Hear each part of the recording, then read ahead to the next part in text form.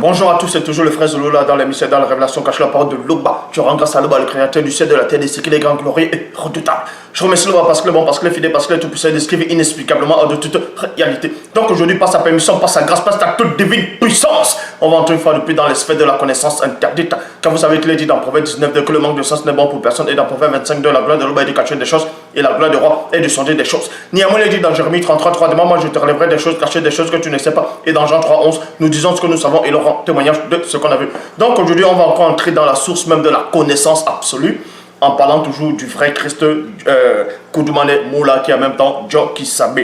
Donc ici, on va parler de plusieurs de ces rencontres exceptionnelles qu'il a pu faire. On va commencer par la femme samaritaine dans Koudoumane Moula chapitre 27, c'est-à-dire l'évangile de Christ chapitre 27, à partir du verset 1, il est dit ceci: quelque temps après, virgule, donc on vous dit ici là que quelque temps après, Djo Kisabe accompagné de ses apôtres quittait la région montagneuse de Soma, c'est-à-dire Juda, et retourna à Tendiledi, c'est-à-dire Galilée. Comme il fallait qu'ils passent ensemble par Eneo Ndongo, c'est-à-dire la Samarie, et là, virgule, ses apôtres le laissaient afin d'aller acheter des vivres au marché non loin du village de Kombe. Donc ici, on vous apprend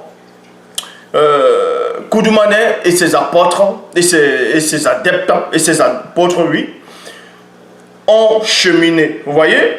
Ils étaient en train de cheminer, ils étaient en train de marcher, parce que, on va dire aussi, ils étaient fatigués, ils avaient faim. Et les apôtres l'ont laissé un moment pour aller acheter des vivres pour qu'ils puissent manger tous ensemble. Et on vous dit ici que Koudoumane Moula, c'est-à-dire Djo Kisabe, arriva seul dans le village de Kombe, de Ene-Omdongo, près de l'une des champs que Tindi donna à Kolaïta, son fils. Là, virgule, se trouvait le puits sacré, creusé jadis par Tindi. Donc, il arrive dans ce village de Kombe, de Ene-Omdongo dans la Samarie, et là, il trouve un puits sacré. On vous apprend ici que c'était un puits sacré qui avait été creusé jadis par le puissant Tindi, dont dans les Bibles classiques actuelles, on nomme sous le nom de Jacob. Ici, on vous dit que Djo Kisabe, fatigué du voyage, virgule, était assis au bord du puits, de ce puits sacré. Donc, il était fatigué du voyage parce qu'ils avaient marché, ils étaient fatigués du voyage. Djo Kisabe était fatigué et s'est assis au bord du puits sacré. C'était au début de la matinée, virgule, car ils avaient voyagé durant la nuit. Donc, on apprend ici qu'ils avaient voyagé durant la nuit. Ils ont marché durant la nuit. Donc, la matinée, ils avaient vraiment faim. Et ensuite, comme j'ai dit, les apôtres sont allés acheter des vivres. Ils sont allés, non pas seulement, oui, à vivre pour manger. Ils sont aussi allés acheter à boisson, prendre la boisson pour qu'ils puissent boire ainsi de suite. Mais là, Koudoumane est venu dans ce village-là. Il s'est assis au bord du puits sacré. Et vous allez voir ce qui va se passer maintenant. Ici, on vous dit, une femme noire de Ene-Omdongo vint puiser de l'eau. Point. Djo Kisabe lui demanda avec douceur: donne-moi à boire, donne-moi à boire. La femme lui dit: d'où viens-tu, virgule, et qui es-tu, toi qui me demandes à boire? Or, dans les Bibles classiques actuelles, on vous dit, ne sais-tu pas que les Juifs n'ont pas de relation avec les Samaritains? Bon, la bonne version, la authentique originelle dit ici, la femme lui dit, deux points, d'où viens-tu, virgule, et qui es-tu, virgule, toi qui me demandes à boire. Djo Kisabe lui répondit: si tu connaissais le mystère du don de Loba, et qui est celui qui te dit, donne-moi à boire, donne-moi à boire, tu lui aurais toi-même demandé à boire, et il t'aurait donné de l'eau vive, de l'eau vive. Donc ici, Koudoumane a commencé à converser à cette femme. Ah, la femme d'abord lui pose la question: mais d'où viens-tu et qui es-tu, toi qui me demandes à boire? Donc, Koudoumane ne va pas lui dire directement: non, je suis Koudoumane, je suis Djo Kisabe, je suis un puissant torpédamundi, je suis l'un des deux. Non. Il va d'abord intriguer cette femme-là, pas des propos. Il va d'abord frapper l'intellect de cette femme-là, l'esprit, son âme est captivée, la ramener à la source. C'est pour ça qu'il dit ici. Jockey-Sabé lui répondit, si tu connaissais le mystère du don de l'Oba et qui est celui qui te dit 2 points, donne-moi à boire, tu aurais toi-même demandé à boire et il t'aurait donné de l'eau vive. Donc il intrigue déjà cette femme-là.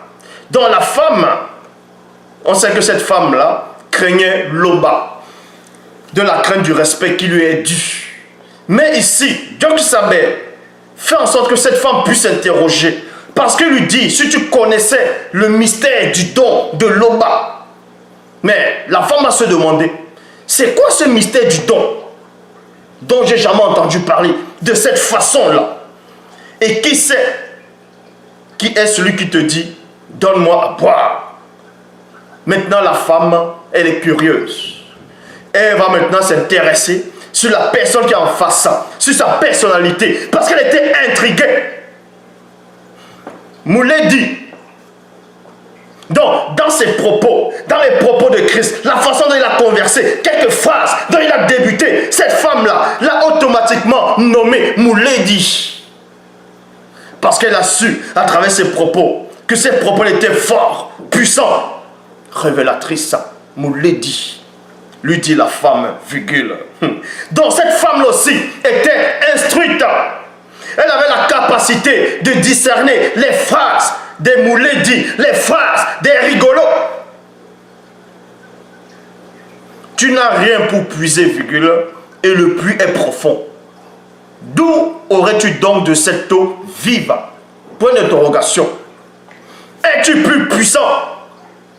Es-tu plus grand que le puissant Tindi, virgule, qui nous a donné ce puits, virgule, et qui a bu lui-même, ainsi que ses fils et sa fille et ses troupeaux qui résidaient en ce lieu? Point d'interrogation. Donc, la femme ici, durant la conversation, durant les échanges, durant les mots qu'ils ont échangés, elle a compris directement que Koudoumane disait qu'il peut donner de l'eau qui est sacrée, plus sacrée que l'eau qui est dans ce puits-là. Donc, que l'eau de Koudoumane est même plus grande et plus important que ce puits-là. Dans ce village considéré comme sacré, parce que c'était le puissant Tindi qui avait creusé cela. C'est pour ça qu'elle dit, es-tu plus grand que le puissant Tindi qui nous a donné ce puits, virgule, et qui a bu lui-même, ainsi que ses fils et sa fille, et ses troupeaux qui résidaient en ce lieu? Jockey-Sabé lui répondit. Donc Jockey-Sabé sait que cette femme-là est entrée. Donc maintenant, elle peut discuter avec Jockey-Sabé. Jockey-Sabé l'a fait entrer dans son domaine. Et cette femme-là réussit néanmoins à tenir une conversation avec le Mouledi, avec Koudoumane, avec Jockey-Sabé. Jockey-Sabé lui dit, quiconque boit de cette eau visible aura encore soif. Donc Jockey-Sabé l'introduit encore dans une autre dimension. Quiconque boit de cette eau visible aura encore soif. Donc la femme entend l'eau visible, donc l'eau qu'on peut toucher, l'eau matérielle, l'eau qu'on voit. Mais il veut parler de quelle eau? Dans sa tête, elle se dit, cet homme est intéressant. Cet homme intrigue. Parce que le Mundi révèle ce qu'elle pense à l'intérieur d'elle. Jockey-Sabé lui dit, quiconque boit de cette eau visible aura encore soif. Mais celui qui boira de l'eau non visible que je lui donnerai n'aura jamais soif. Et l'eau non visible que je lui donnerai à son esprit, non, deviendra à son esprit une source d'eau vivifiante qui jaillira jusqu'à dans l'ongela d'Ibundea, c'est-à-dire la vie éternelle. Point. Pouh. Et là, on vous donne la réponse de la femme. La femme lui dit, 2 points, Moulay dit, donne-moi cette eau, afin que je n'ai plus soif et que je ne vienne plus puiser ici. Donc cette femme-là a cru aux propos de Jockey-Sabé. Elle a donné foi, elle a adhéré, puisqu'elle a dit, donne-moi donc de cette eau. Elle n'a pas dit, mais tu es fou. Elle n'a pas dit, mais tu délires. Elle n'a pas dit, mais tu te prends pour qui? Qu'il n'y a que les Batopédamundi qui peuvent faire cela. Mais, elle dit néanmoins, donne-moi donc de cette eau. Boulamba Madiba. Afin que je ne vienne plus puiser ici. Parce que je vais entrer dans ta dimension. John Kisabé lui dit, tu viens à l'instant. Loba, écoutez la révélation par ces Bibles trafiquées, Bibles actuelles, qu'on traduit, qui n'ont même pas de sens. Donc, parce que cette femme-là était terriblement avancée aussi spirituellement par rapport à son niveau. Mais elle a vu un autre niveau. Et là, John Kisabé était en train de l'instruire. John Kisabé était en train de l'initier. John Kisabé était en train de l'introniser. Et cette femme a compris cela. Donc, John Kisabé lui dit, tu viens, d'abord, dans le verset 12, il est dit, la femme lui dit, Moulé dit, donne-moi cette eau, afin que je n'ai plus soif, et que je ne viens plus puiser ici. Donc, la femme comprend ici, que si elle boit de l'eau dont John Kisabé va lui donner, non seulement elle n'aura plus soif, mais comment elle a su qu'elle ne pourra plus avoir soif si elle boit de cette eau non visible, si elle-même, elle n'était pas spirituelle? Donc, par rapport à sa réponse, regardez et écoutez ce que John Kisabé va lui dire. John Kisabé lui dit, tu viens à l'instant de refaire confiance à la parole d'un homme, car tu as eu confiance aux paroles de 5 hommes que tu as connus et aimés séparément, virgule, et là, ils sont morts. Mais la parole de l'homme qui vit avec toi maintenant ne t'inspire pas confiance. Ça, c'est la révélation. Donc, vous dit ici, Mouledi lui dit la femme, je vois que tu es Topédamundi, c'est-à-dire prophète. La femme a compris que John Kisabé parle de sa vie personnelle, des choses qu'elle-même elle savait, parce qu'elle est spirituelle en même temps. Donc, ce n'est pas quelqu'un d'ordinaire qui va connaître sa vie intime à l'intérieur d'elle en tant que spirituelle. Donc, elle dit, je vois que tu es. Elle dit ici, je vois que tu es Topédamundi et non un Topédamundi. Ça, c'est la différence. Elle n'a pas dit, je vois que tu es un prophète, mais je vois que tu es prophète. Loba, parce que cette femme-là aussi connaissait les mots, les langages. Elle savait comment s'exprimer. Elle savait c'était quoi la source, l'énergie, la puissance des mots et du verbe. Mouledi lui dit la femme, 2 points, je vois que tu es Topédamundi. Je vois que la prophétie annoncée jadis dans Bambé Kilo, c'est-à-dire Amos, vient de se réaliser, virgule, selon ce qui est dit. La femme a compris que cet homme-là n'était pas n'importe qui. Et elle connaissait la prophétie, elle connaissait les histoires des prophètes, des Topédamundi, des patriarches, des matriarches.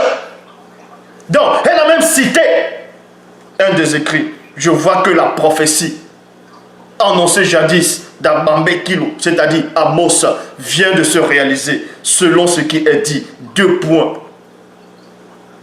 Comme le berger initié arrache spirituellement de la bouche du démon lion sa proie, virgule, ainsi se sauveront les enfants de Wassé qui sont assis dans le village de Kombe.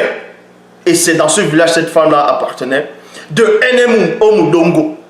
Donc, elle a su que cette prophétie s'est réalisée à l'instant. Parce qu'elle était sous l'inspiration du Mundi. Femme, lui dit John Kisabé, tu l'as dit. Le berger est là. Là-bas. Et comme est encore selon ce qui a été annoncé dans les écrits de Wonja, le Topeda Moudi, c'est-à-dire David, Wonja c'est Esaïe. Donc, et comme est encore selon ce qui a été annoncé dans les écrits de Wonja, le Topeda Moudi, fils de Guignamulema, 2 points. Vous puiserez de l'eau non visible avec joie aux sources du salut envoyé par le verbe de Loba. Et ensuite, Dieu qui savait poursuit dit ceci. Mais l'heure est déjà venue, virgule, où les adorateurs non initiés graciés, jadis dispersés, reviendront à la source et adoreront spirituellement Tété en étant guidés par son mundi esprit et selon la vérité dans leur esprit. Point. Voilà. Et selon ce qui est écrit, selon ce qui est écrit dans Wuta qui est Sophonie, car tels sont les adorateurs qui sont aimés de Tété. Ils doivent l'adorer avec l'aide du Mundi Musangi, c'est-à-dire l'Esprit Saint. La femme lui dit 2 points. Je sais que Kudumane Moula doit venir, virgule.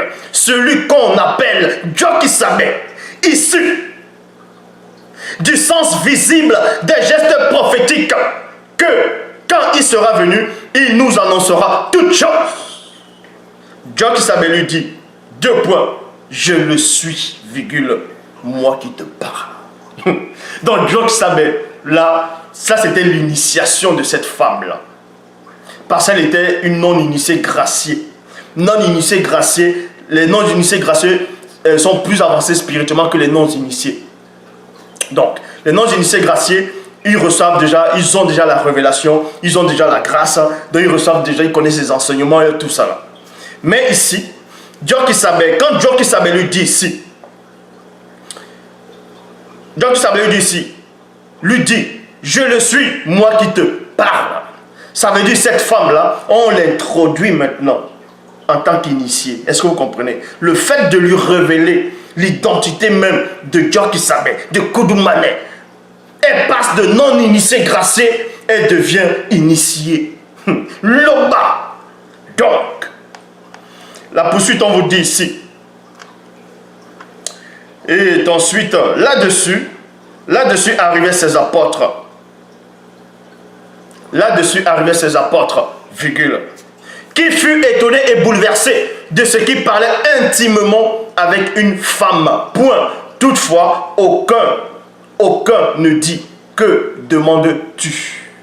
Donc, personne, aucun de ces apôtres, ou de quoi parles-tu avec elle?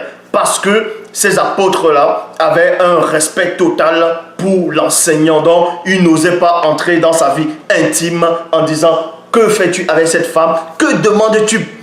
De quoi vous êtes en train de parler là ?» Parce qu'eux, ils connaissaient le sens même de la spiritualité. Ils connaissaient le sens de la spiritualité. Alors, la femme, après avoir bu spirituellement de l'eau non visible, alors, la femme, après avoir bu spirituellement de l'eau non visible, virgule, vous voyez, elle a bu de l'eau non visible, lâcha sa cruche, s'en alla voir les autres habitants du village et dit, venez voir Kudumane Moula, celui qu'on appelle Jokisabe. Il vit vers lui. Pendant ce temps, virgule, les apôtres le pressaient de manger, disant, Mouledi, mange. C'est-à-dire, Mouledi, da. Mais, il dit, j'ai mangé une nourriture que vous ne connaissez pas encore intimement. Et la suite, les apôtres se disaient donc les uns des autres, quelqu'un lui aurait-il apporté à manger? Point d'interrogation.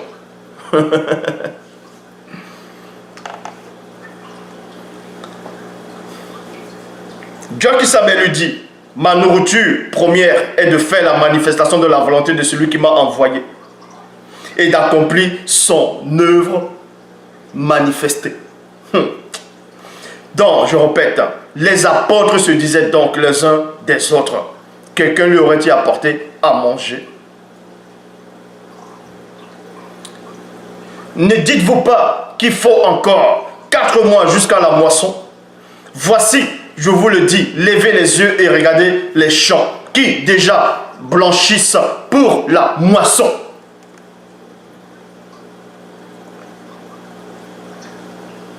Et on poursuit. Celui qui moissonne reçoit un salaire dans le visible et le non visible, virgule, et amasse des fruits pour l'ongela d'Ibundea, c'est-à-dire la vie éternelle. Afin que celui qui sème et celui qui moissonne se réjouissent ensemble. Donc, pourquoi la jalousie? Car ceci est vrai. Autre est celui qui sème et autre est celui qui moissonne. Je vous ai envoyé moissonner ce que vous n'avez pas travaillé. D'autres initiés avant vous ont travaillé, virgule, et vous êtes entrés dans leur travail. Point. Les habitants du village de Combe crurent en Djokisabé à cause de cette déclaration formelle de la femme. De la femme. Aussi, virgule, donc ils ont cru à la déclaration formelle de cette femme parce qu'ils respectaient cette femme-là. Cette femme-là n'était pas n'importe qui. Donc on ne méprisait pas la parole de cette femme-là. Aussitôt, virgule, quand les habitants du village de Combe vinrent le trouver, virgule, ils le priaient de rester auprès d'eux. Et il resta là 2 jours avec ses apôtres. Point. Il crut aussi à cause de sa parole, virgule, et il connut ainsi que Djokisabé était vraiment l'un des deux. L'Oba s'est encore glorifié.